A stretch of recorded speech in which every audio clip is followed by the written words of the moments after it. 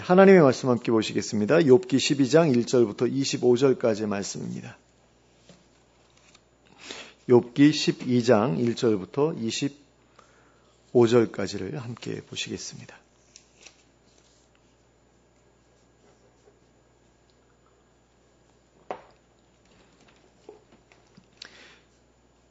함께 합독하도록 하겠습니다. 함께 읽겠습니다. 시작.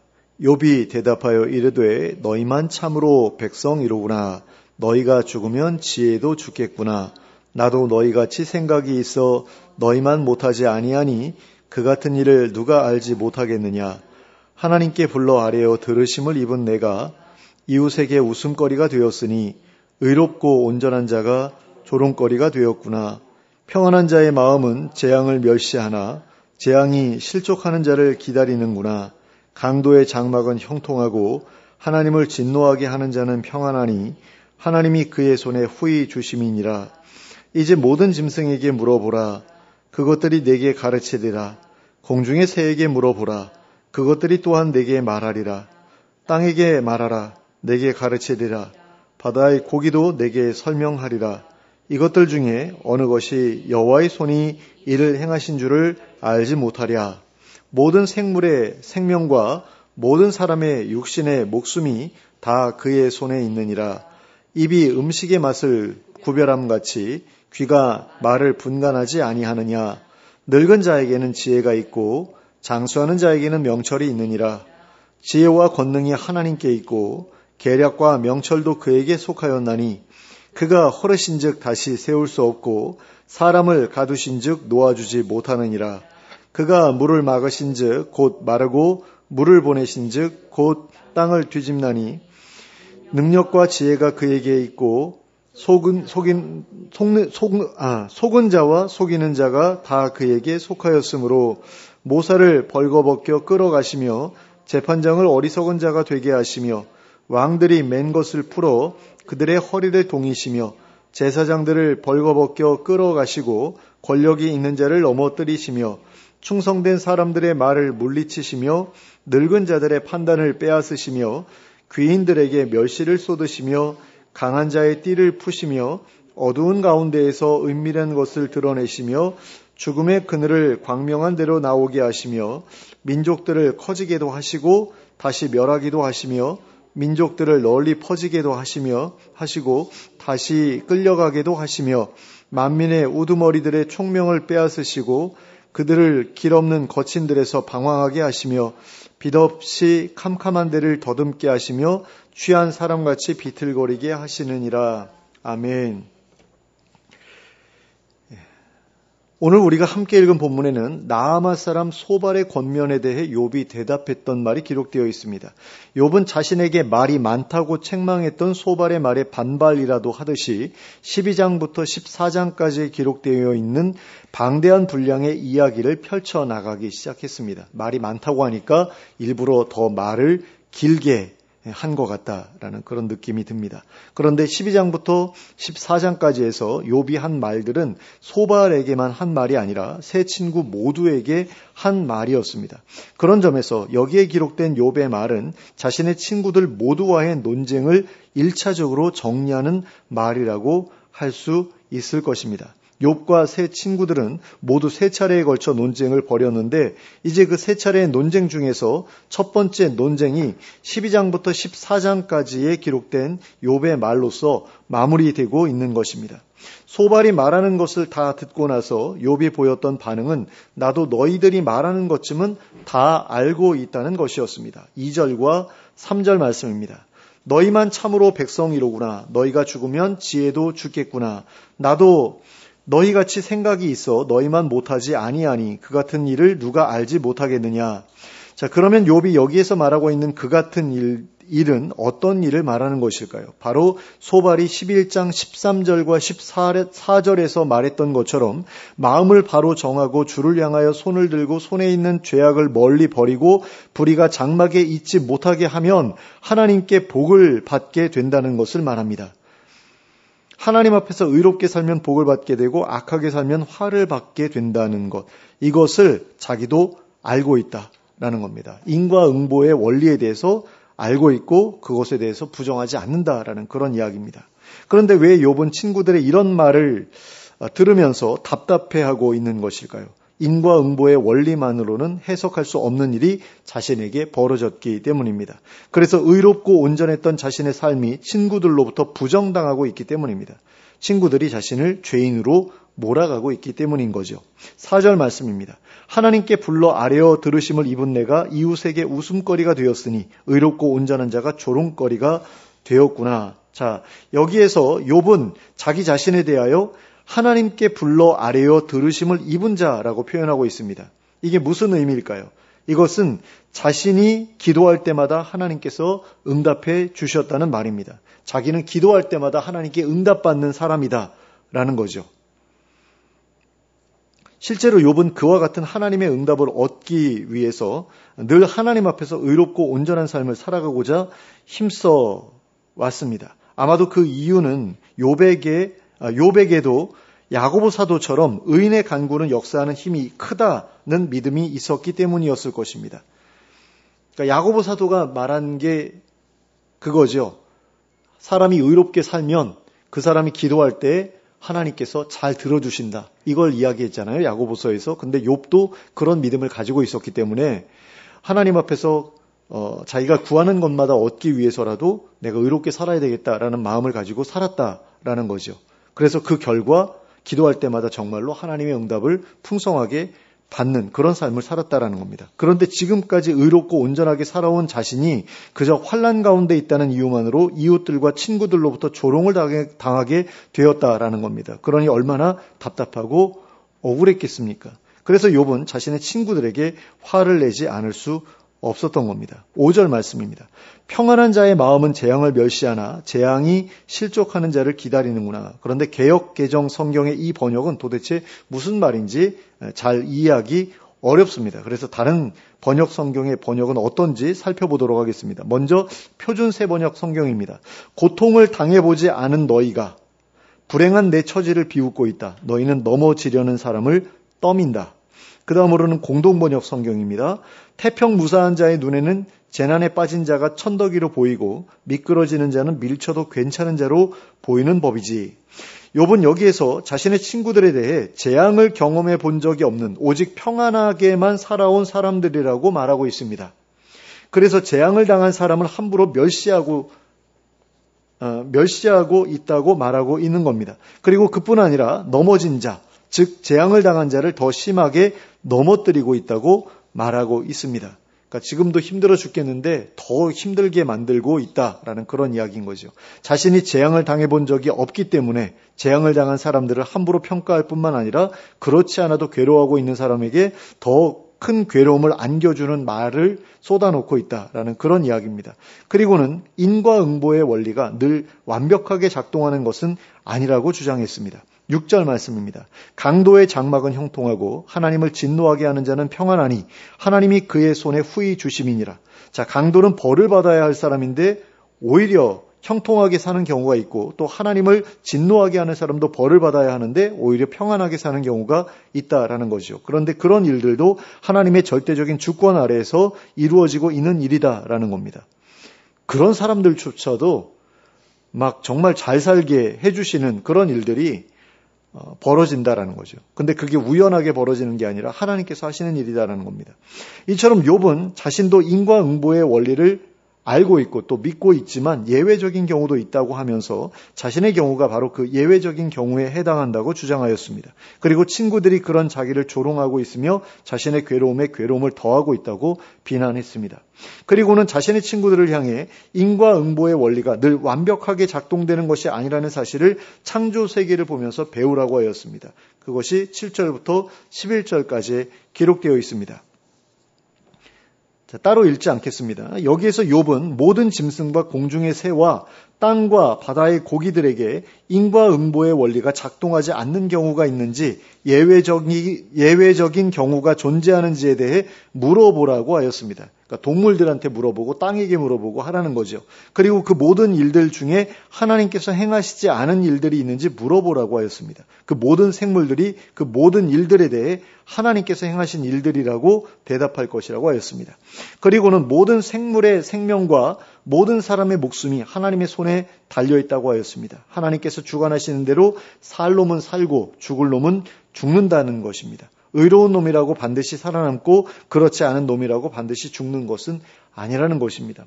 이러한 사실이 가장 분명하게 드러나 있는 곳이 바로 창조세계입니다. 왜냐하면 창조세계에서 사람을 제외한 모든 동물들, 사실 사람도 포함되어 있는데요.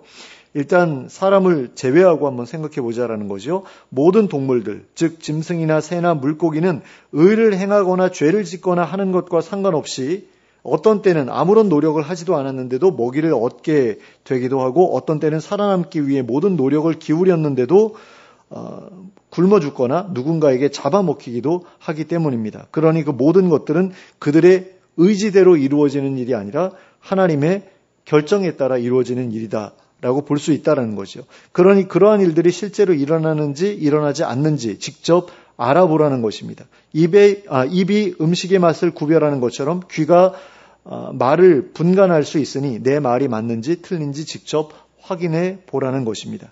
그리고는 계속해서 말하기를 모든 것이 하나님의 지혜와 하나님의 결정에 달려있다고 하였습니다. 인과응보의 원리가 절대적인 것이 아니라 하나님의 지혜와 하나님의 자유로운 결정만이 절대적인 것이라는 것입니다. 먼저 욥은 연륜이 쌓일수록 사람이 지혜로워지고 명철해진다는 사실에 대해 언급했습니다. 12절 말씀입니다. 늙은 자에게는 지혜가 있고 장수하는 자에게는 명철이 있느니라. 그러니까 연륜이 쌓일수록 지혜와 명철도 쌓이게 된다라는 거죠. 그러니 너희들이 그 사람들로부터 전해 받아서 이야기해 준 것들에 대해 내가 무조건 부정하는 것은 아니다라는 것입니다. 그러나 최종적인 지혜와 권능은 오직 하나님께만 있다고 하였습니다. 13절부터 16절까지의 말씀입니다. 지혜와 권능이 하나님께 있고 계략과 명철도 그에게 속하였나니 그가 허르신즉 다시 세울 수 없고 사람을 가두신즉 놓아주지 못하느니라. 그가 물을 막으신즉 곧 마르고 물을 보내신즉 곧 땅을 뒤집나니 능력과 지혜가 그에게 있고 속은 자와 속이는 자가 다 그에게 속하였으므로 자 지혜와 권능이 하나님께 있고 계략과 명철도 하나님께 속해 있다고 했는데요.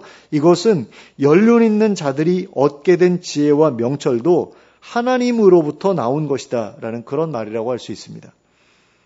그러니까 연륜이 쌓이면 지혜와 명철도 쌓이는데 그 지혜와 명철의 근원이 누구냐? 하나님이다라는 거죠. 하나님으로부터 그들에게 흘러들어간 것이다라는 그런 이야기입니다.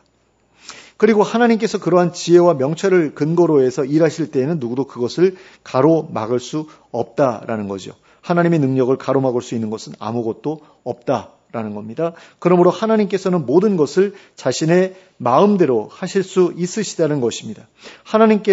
하나님께서는 인과응보의 원리마저 뛰어넘어 일하실 수 있으시다는 거죠. 그러므로 지혜자도 의로운 사람도 비참한 처지에 놓이게 하실 수 있으시다는 것입니다. 17절부터 21절까지의 말씀입니다. 모사를 벌거벗겨 끌어가시며 재판장을 어리석은 자가 되게 하시며 왕들이 맨 것을 풀어 그들의 허리를 동이시며 제사장들을 벌거벗겨 끌어가시고 권력이 없는 자를 넘어뜨리시며 충성된 사람들의 말을 물리치시며 늙은 자들의 판단을 빼앗으시며 귀인들에게 멸시를 쏟으시며 강한 자의 띠를 푸시며 자 여기에 등장하는 모사, 재판장, 왕들, 제사장들은 권력이 있는 자들 일 뿐만 아니라 하나님께서 특별히 선택하신 사람들입니다. 그래서 선택하셔서 특별한 권세를 부여하신 아주 특별한 사람들이다라는 거죠. 그런데 하나님께서는 그런 사람들조차도 자신의 지위를 지키지 못하게 하실 수 있으시다라는 겁니다. 물론 이제 하나님께서 세우셨기 때문에 하나님께서 그 사람들을 내려오게 하실 수도 있다라는 것은 당연한 일인데요. 이 사람들은 굉장히 그 일반 사람들과 구별된 특별한 사람들이다라는 거죠. 그러니까 그 특별한 만큼 특별한 대우를 해주셔야 되는데 특별한 대우를 안 해주시는 경우도 있으시다라는 겁니다. 재판장들을 어리석게 만드셔서 바른 재판을 할 수 없게 만들기도 하시고 다른 이들을 포로로 삼던 왕들을 오히려 포로가 되게 하기도 하시고 하나님께 제사를 드리던 제사장들을 벌거벗겨 끌려가게 만드시기도 하신다라는 겁니다. 근데 이건 사실 말이 안 되잖아요. 그러니까 어리석게 만드셔서 바른 재판을 할 수 없게 하는 경우가 사실 이 사람들이 뭔가 뇌물을 받아가지고 재판을 평소에 잘못했다라고 한다면 이렇게 해가지고 아예 큰 실수를 하게 만들어서 그 자리에서 물러나도록 그렇게 하실 수도 있는데 어떤 그런 조건에 대해서 아무것도 얘기를 하지 않거든요. 다른 사람들을 포로로 삼던 왕들이 포로가 되게 하는 것도 이 사람들이 심각한 죄를 지었기 때문에 그렇게 된 것이다 라는 그런 이야기들을 여기서 덧붙여서 지금 이야기하고 있지 않습니다. 하나님께서 그냥 결정하시면 그렇게 되는 일이다라는 이야기를 하고 있는 겁니다. 자, 왕이 충성된 사람들의 말을 듣지 않는 경우에 대해서 한번 생각해 보도록 하겠습니다. 그 신하들이 충성되지 않은 사람들이라면 왕은 그들의 말에 귀를 기울일 필요가 없지요. 하지만 그 신하들은 충성된 사람들이라고 지금 기록되어 있습니다. 그러나 그렇기 때문에 왕은 그들의 말에 귀를 기울여야 맞습니다. 그러나 그렇지 않은 경우가 굉장히 많지요. 왕이 간신들의 말에 귀를 기울였던 경우가 얼마나 많습니까? 그러니 신하들의 입장에서 보면 이것은 인과응보의 원리가 작동하지 않는 경우라고 할 수 있습니다. 신하들이 충성을 바쳤어요, 왕에게. 그러면 왕도 거기에 대해서 보답을 해야 되잖아요. 귀를 기울이고 또 그 다음에 상을 주고 하는 그런 일들을 해야죠. 근데 그거 안 하면 왕이 그렇게 하지 않으면 이 신하들은 자기들의 충성에 대한 보답을 받지 못한 거잖아요. 인과응보의 원리가 깨진 거 아닙니까? 그러니까 문제가 되는 거죠. 또 하나님께서 늙은 자들의 판단을 빼앗으시는 그 경우에 대해서도 한번 생각해 보겠습니다. 자, 나이가 들어서 노욕에 사로잡혀서 잘못된 결정을 내리게 되거나 아니면 치매에 걸려 모든 기억을 잃어버리게 되는 그런 경우가 있을 수 있지 않습니까? 그런데 그러면 이 사람들은 다 죄가 있어서 그런 것이냐라고 했을 때 물론 이제 어떤 욕심에 사로잡혀가지고 잘못된 결정을 내린다. 그런 것은 충분히 가능한 일입니다. 분별력을 잃어버리는 어떤 그런 일들이 가능할 수 있어요. 근데 만약에 치매에 걸려서 모든 기억을 잃어버리게 됐다라고 한다면 이 사람은 젊었을 때 그 좋은 머리를 가지고 나쁜 꾀만 생각해냈기 때문에 나이 들어서 치매에 걸리게 된 것이냐? 아닐 수 있다라는 거죠. 치매 걸린 사람은 젊었을 때 다 아주 나쁜 꾀를 냈던 그런 사람들이냐? 아니다라는 겁니다. 그러니 이것도 인과응보의 원리가 작동하지 않은 경우라고 할 수 있는 거죠. 근데 어떤 사람들은 늘 그런 식으로 생각을 해요. 치매에 걸린 사람들은 젊었을 때 잘못한 게 많아서 며느리들 괴롭히고 이래가지고 나중에 나이 들어서 이렇게. 근데 그래가지고 시어머니가 치매에 걸리면 며느리들만 더 힘들어지는데 그거는 인과응보라고 할 수 없는 거죠. 중풍에 걸리거나 치매에 걸리거나 그러면은 그 가족들이 얼마나 고통을 받습니까? 근데 그 가족들을 고통스럽게 했다고 그 병에 걸려서 더 고통스럽게 만든다? 이게 인과응보일 수는 없는 것 맞지 않습니까? 그런데 하나님께서는 그 모든 것들을 허용하신다라는 거죠. 하나님께서 세상 모든 일들에 대한 결정권을 가지고 계시니 그런 일들까지도 하나님께서 결정하시는 일들이다라는 겁니다. 우리가 볼 때 뭔가 이상해 보이고 맞지 않는 것처럼 합당하지 않은 것처럼 보이는 그런 일들도 하나님께서 행하신다라는 거죠. 22절부터 25절까지의 말씀입니다. 어두운 가운데에서 은밀한 것을 드러내시며 죽음의 그늘을 광명한 대로 나오게 하시며 민족들을 커지게도 하시고 다시 멸하기도 하시며 민족들을 널리 퍼지게도 하시고 다시 끌려가게도 하시며 만민의 우두머리들의 총명을 빼앗으시고 그들을 길 없는 거친 데에서 방황하게 하시며 빛 없이 캄캄한 데를 더듬게 하시며 취한 사람같이 비틀거리게 하시느니라. 자, 이 모든 일들을 하나님께서 하신다라는 겁니다. 근데 여기에 어떤 이유가 있는 게 아니다라는 겁니다. 그냥 하나님께서 그렇게 결정하셨기 때문에 이 모든 일들이 벌어지는 것이다라는 그런 이야기입니다. 근데 그 이유는 알 수 없지만 그 모든 일들이 하나님께서 주관하시는 일들이다라는 것만큼은 욥이 확실히 알고 있었던 거죠. 그래서 그것이 욥에게 고통이 되었던 겁니다. 남들에게 그런 일이 일어났을 때에는 그냥 그런가 보다 하고 생각할 수 있었는데 자신에게 그런 일이 벌어지니까 그냥 그런가 보다라고 생각하는 것이 불가능해진 겁니다. 어떻게 해서든 그 이유를 알고 싶었던 거죠. 그래서 하나님께서 왜 나를 이렇게 비참한 처지에 놓이게 하셨는가 하고 의문을 표했던 것입니다. 물론 우리는 그 일들이 왜 욥에게 일어났는지 잘 알고 있습니다. 욥기의 초반부에서 그것을 다루고 있기 때문이죠. 그 이유가 뭡니까? 하나님께서 욥을 자랑스럽게 여기셨기 때문입니다. 그래서 사단이 그것을 질투했기 때문이죠. 그리고 그 결과 하나님과 사단 사이에 내기가 벌어졌기 때문입니다. 그리고 이것은 어쩌면 하나님의 신실한 백성들에게 고난이 임하는 이유에 대한 가장 정확한 설명일 수도 있을 것입니다. 하나님을 사랑하고 하나님을 잘 섬기고 하나님 앞에서 거룩하고 정결하게 살아가고자 힘쓰는 사람들에게 고난이 임하는 이유는 하나님께서 그들을 사랑하시고 사단이 그 모습을 질투하기 때문일 수도 있다라는 겁니다. 하지만 그것보다 더 우선되는 한 가지 이유가 있습니다. 그것은 우리 인류가 하나님 대신에 사단을 선택했던 에덴 동산에서의 과거 때문이라는 것입니다. 그러니까 에덴 동산에서 우리가 범죄했기 때문에 그와 같은 고난이 우리의 인생 가운데 부여되었다라는 겁니다. 에덴 동산에서의 범죄로 인해 우리는 하나님의 질서가 온전히 유지되고 있던 에덴 동산에서 쫓겨나게 되었고 하나님의 질서가 아직 뿌리 내리지 못한 지금의 세상에서 살아가게 되었다라는 거죠. 그래서 우리의 삶에 고통이 생겨나게 된 것이다 라는 겁니다. 노동의 고통이 생겨나게 되었고 노동은 원래 고통스러운 것이 아니었는데 노동이 고통스러운 것이 되었고 또 출산의 고통이 생겨나게 되었다라는 거죠. 출산도 원래는 고통스러운 일이 아니었는데 고통스러운 것이 되고 말았다라는 겁니다. 그리고 서로 간에 다투고 미워하는 일들이 생겨나게 되었고 폭력과 살인이 생겨나게 되었다라는 겁니다. 사람들이 서로에게 죄를 지으며 살아가게 되었다라는 거죠. 그래서 이 세상은 사람들에게 고통스러운 곳이 될 수밖에 없었다라는 겁니다. 그래서 하나님께서는 사람들의 고통을 덜어주시기 위해 인과응보의 원리를 정하셨습니다. 사람들이 서로에게 죄를 짓지 않도록 사람들의 죄를 억제하기 위해 정하신 법이었습니다. 그러니까 니들 착하게 살면 내가 상 주마, 너희들 악하게 살면 내가 벌 주마 라고 정하신 게 인과응보의 원리인 거죠. 하지만 문제가 한 가지 있었습니다. 그것은 이 인과응보의 원리가 욥이 말하고 있는 것처럼 언제나 늘 완벽하게 작동하지는 않는 것처럼 보인다는 것이었습니다.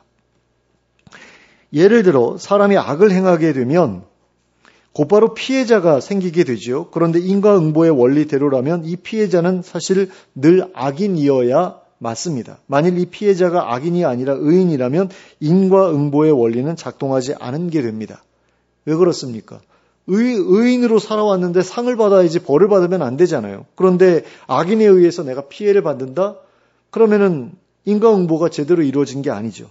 그러므로 인과응보의 원리가 잘 맞아떨어지기 위해서는 악인이 괴롭히는 사람은 늘 악인이어야만 하고 반대로 의인은 늘 의인에게만 잘해 주어야 하는 거죠. 악인에게까지 의인이 잘해 주어가지고 악인이 덕을 보게 되면 인과응보의 원리는 깨어지게 되는 겁니다. 그러므로 인과응보의 원리가 제대로 완벽하게 작동하는 세상에서는 의인이 의인에게만 선을 행하게 되고요. 또 악인이 악인에게만 악을 행하게 되어야 합니다. 그리고 그런 세상은 오직 천국과 지옥밖에 없습니다. 그렇죠? 예. 의인하고 악인이 철저하게 분리되어서 의인은 의인들끼리 모여서 서로에게 선을 행하면서 살아가고 그러면 인과응보가 되는 거잖아요. 그죠? 또 악인은 악인들끼리 모여서 서로에게 악을 행하면서 살아가는 세상이 되면 이 인과응보의 원리가 완벽하게 작동하는 게 되죠. 지금은 의인하고 악인하고 섞여 살기 때문에 의인이 의를 행할 때 의인과 악인을 구분하지 않고서 의를 행하잖아요. 그러면 악인은 벌을 받아야 되는데 그 의인의 선행 때문에 도움을 받게 되고 유익을 얻게 되고 하는 일들이 생기잖아요. 이건 인과응보의 원리가 작동하지 않는 게 되는 거죠. 근데 하나님 나라가 이루어지면 완성되면 그래서 천국과 지옥이 완벽하게 구분되고 의인과 악인이 완벽하게 구분되면 의인들은 서로에게 의만 행하고 악인들은 서로에게 악만 행하고 그러면 너무나 완벽한 그런 인과응보가 이루어지는 거죠. 하지만 이 세상은 그렇게 돌아가지 않습니다. 의인은 의인에게나 악인에게나 선을 베풉니다. 악인은 악인에게나 의인에게나 악을 행합니다. 여기에서부터 인과응보의 원리가 무너지게 됩니다. 그러므로 인과응보의 원리를 말하기 위해서는 이 세상을 떠난 이후의 세상에 대해서까지 함께 말하지 않으면 안 됩니다. 천국과 지옥이 있어야만 인과응보의 원리가 완성될 수 있기 때문입니다. 천국과 지옥이 없다면 인과응보의 원리는 진리가 아닌 것이 되어버리기 때문입니다. 하지만 우리는 현재 이 세상에서 살아가고 있습니다. 그리고 이 세상만으로는 인과응보의 원리가 완벽하게 작동할 수 없습니다. 평생을 의롭게 살더라도 평생을 고통을 당하면서 살다가 세상을 떠날 수도 있습니다. 평생을 악하게 살더라도 평생을 잘 먹고 살다가 세상을 떠날 수도 있습니다. 그러므로 우리는 인과응보의 원리라는 잣대를 가지고 다른 사람들의 인생을 평가하지 않도록 주의해야만 합니다. 우리의 눈에 보이는 것이 전부가 아니기 때문입니다. 하나님께서 친히 평가해 주시는 평가라야 올바른 평가이기 때문입니다. 그리고 이 세상을 떠난 후에 천국에 가든 지옥에 가든 어느 곳으로 가서든 이 세상에서의 삶에 대한 하나님의 보응을 받게 된 후에야 그 사람이 이 세상에서 어떤 삶을 살았는지를 우리가 정확하게 알 수 있기 때문입니다. 그 전까지 우리는 아무것도 알 수 없기 때문입니다. 그래서 어떤 사람의 삶을 보면서 야, 저 사람은 정말 의롭게 사는구나. 정말 하나님 보시기에 아름답게 사는구나. 우리가 그렇게 생각할 수 있지만 사실은 그렇지가 않을 수가 있는 거죠. 그러니까 함부로 평가하지 말아야 된다는 겁니다. 아, 저 사람 나쁜 사람. 그렇게 우리는 생각했는데 실제로는 좋은 사람일 수도 있다라는 거죠.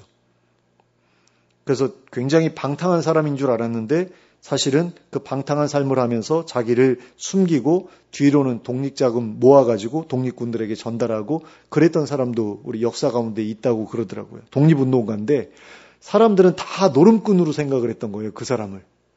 저 사람은 한량이고 노름꾼이고 그렇게 생각을 했는데 나중에 알고 봤더니 이 사람이 독립자금을 계속해서 이렇게 독립군들한테 전달하는 그런 일을 했던 그런 사람이었다라는 그런 이야기를 제가 그래서 본 적이 있거든요. 그러니까 우리는 다른 사람들의 속을 정확하게 알지를 못해요. 어떤 사람의 삶이 어떤 삶이었는지에 대해서 정확하게 알 수가 없습니다. 그렇기 때문에 인생의 고난 가운데 있는 사람들을 우리가 함부로 평가하지 않도록 주의해야만 합니다. 그들이 죄 때문에 그러한 고난을 겪게 되었다라고 그렇게 함부로 단정하지 말아야 합니다. 눈에 보이는 것이 전부가 아니기 때문이다라는 거죠. 우리의 기준이 늘 옳기만 한 것도 아니기 때문입니다. 바리새인들은 자기들이 세워놓은 삶의 기준이 가장 성경적인 삶의 기준이라고 생각했습니다. 하지만 하나님의 아들인 예수님께서는 그들이 세워놓은 기준이 잘못되었다라고 말씀하셨습니다. 그들이 쫓아가고 있는 삶의 기준은 그저 형식적인 기준일 뿐이라고 평가하셨습니다. 그런 기준을 따르며 살아가지 않더라도 힘들고 어렵고 비참한 처지에 있는 사람들을 도우며 살아가는 사람들이라면 하나님께서 바리새인들보다 훨씬 더 의롭게 보실 것이라고 하셨습니다. 그런데 우리는 힘들고 어렵고 비참한 처지에 있는 사람들을 볼 때면 그들을 도와야겠다고 생각하기보다는 저들은 게으르고 멍청해서 저런 처지에 놓였다고 생각하는 경우가 많습니다. 하지만 그들도 우리와 같은 부모를 만나서 우리와 같은 환경에서 살아왔다면 우리보다 더 나은 삶을 살아가고 있었을지도 모릅니다. 제가 얼마 전에 글을 읽다가 그런 내용을 접한 적이 있습니다. 그러니까 어떤 여자분이에요. 장애인입니다. 걸을 수가 없어요.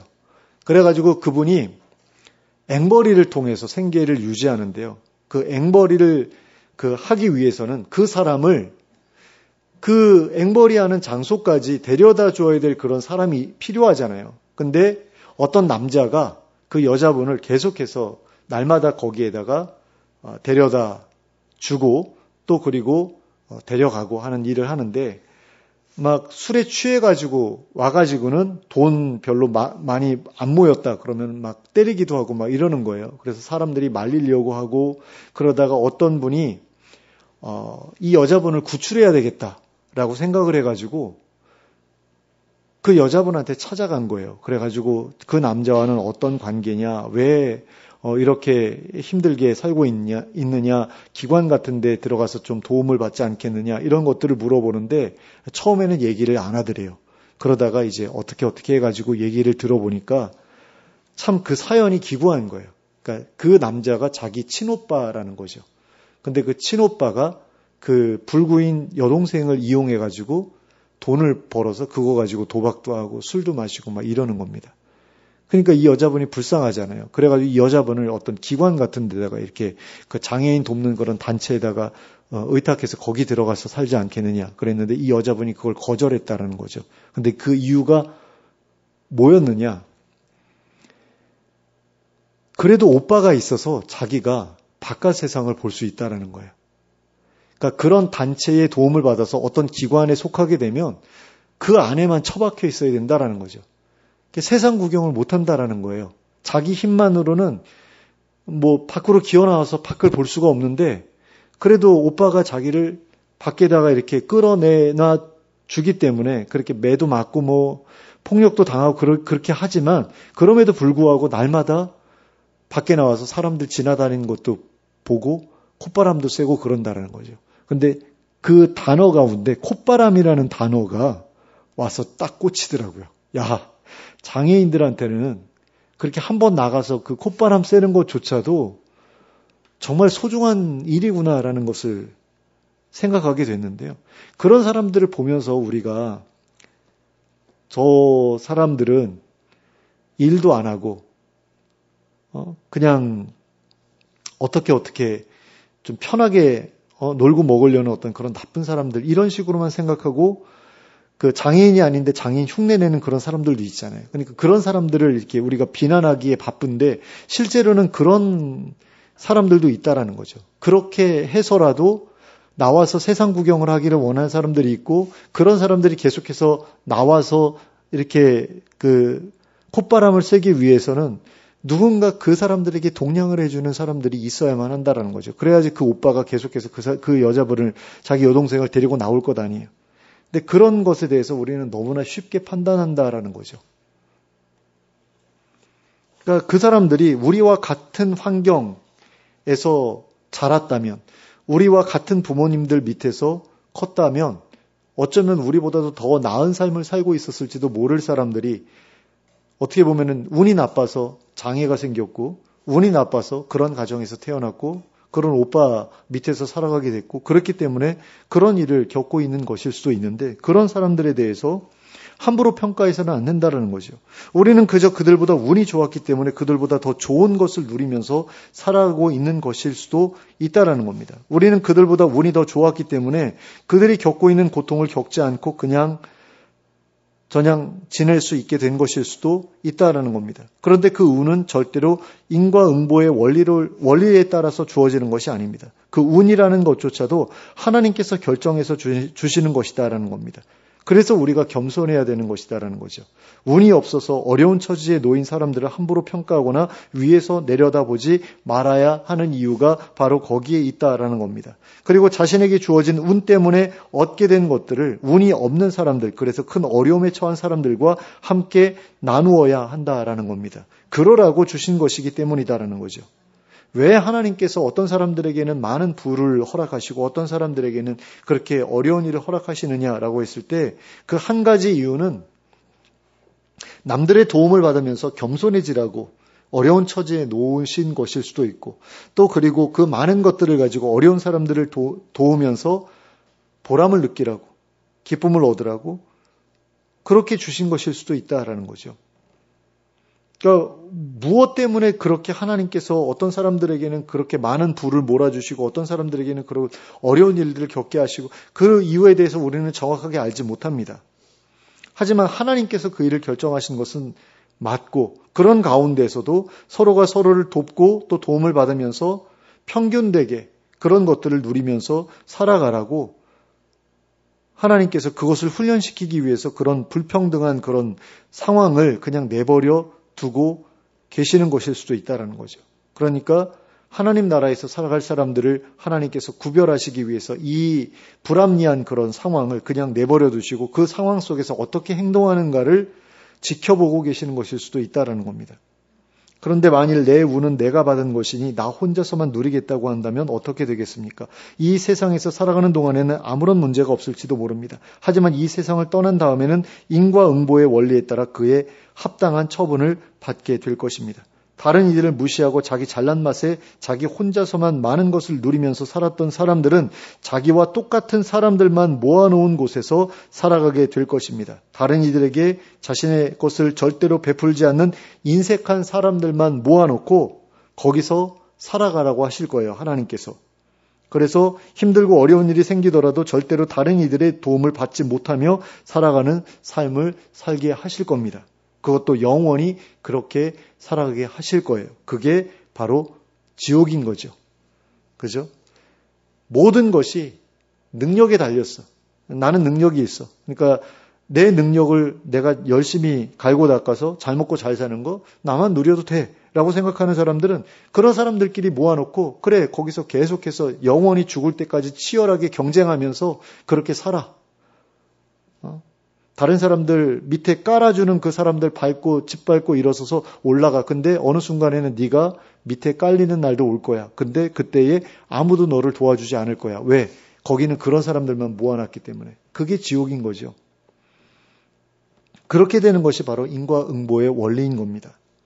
그리고 이 원리는 이 세상에서는 완전하지 않더라도 저 세상에서는 완전하게 이루어질 것입니다. 재앙을 맞는 사람들에게 선을 베풀던 의인들은 자기들과 똑같은 사람들과 함께 영원히 행복하게 살아갈 겁니다. 그러니까 모두에 대하여 선을 베푸는 사람들이에요. 내가 조금 힘들고 어려워지더라도 남에게 콩 한 쪽이라도 나눠 먹기를 원했던 그런 사람들만 모아놓으면 그 세상은 저절로 좋아질 수밖에 없을 것 아닙니까? 그런 사람들만 모아놓은 곳이 천국인 거죠. 반면에 재앙을 맞는 사람들을 함부로 평가하고 인색하게 굴던 사람들, 그런 사람들만 모아놓은 곳은 지옥이 되는 겁니다. 자기들과 똑같은 사람들과 함께 영원히 치열하게 경쟁하고 다투며 살아가게 될 것이다라는 거죠.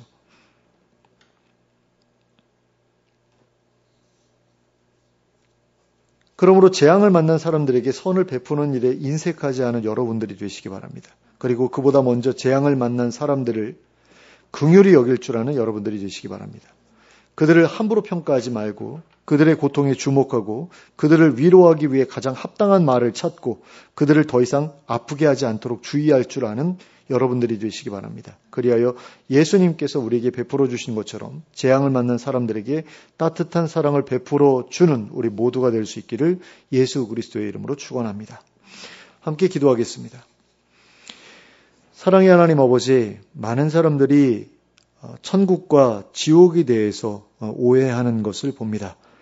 이 땅을 살아가는 동안에 하나님을 잘 믿고 하나님을 잘 섬기고 그래서 교회에 충성하고 교회에 헌금 잘 갖다 바치고 또 예배에 빠지지 않고 그랬으면 나중에 죽어서 좋은 곳에 가서 거기서 영원히 행복하게 살 것이라고 생각하는 사람들이 있는데 하나님 사실은 그런 사람들 중에서도 정말 선한 사람들만 따로 모아놓은 곳이 천국이라는 것을 우리가 잊지 않게 해주시기를 원합니다.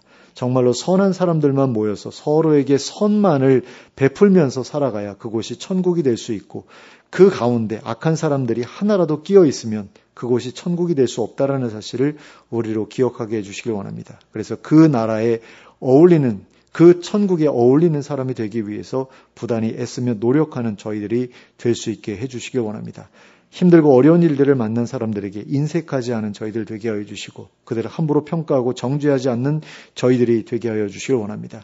내가 좋은 운을 타고 나서 많은 것들을 누리게 되었다고 했을 때 그것을 자기 혼자서만 누리려고 하는 그런 사람이 아니라 그런 것들을 운이 없는 사람들, 그래서 어려움 가운데 있는 사람들과 함께 나누고자 힘쓰는 저희들이 되게 하여 주시길 원합니다. 그래서 그곳에 가서도 계속해서 나누고 베푸는 삶을 살아가는 저희들이 될 수 있도록 지금부터 준비하게 하여 주시고 그 준비된 것을 하나님께 인정받아서 그 나라에 합당한 자로 평가받는 저희들이 될 수 있게 하여 주시옵소서.